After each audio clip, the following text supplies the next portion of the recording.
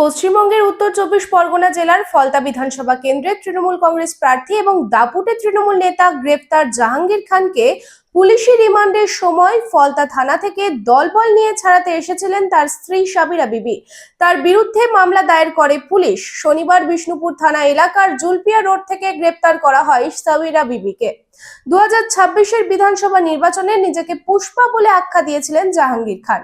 বলেছিলেন ঝুঁকেগা নেহি পুষ্পা। সেই পুষ্পাকে প্রতিদিন একবার করে বাজারে হাফ প্যান্ট পরিয়ে হাত জোড় করিয়ে উঠবোস করিয়ে মানুষের সামনে ঝুঁকাচ্ছে পুলিশ।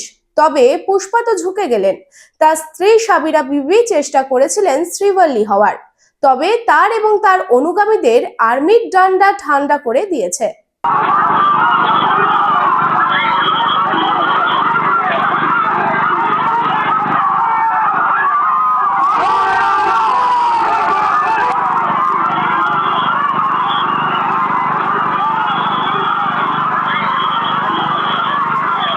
আর ভাড়া বাড়ি নয়, এবার আপনার নিজের স্বপ্নের বাড়ি গড়ে তুলুন।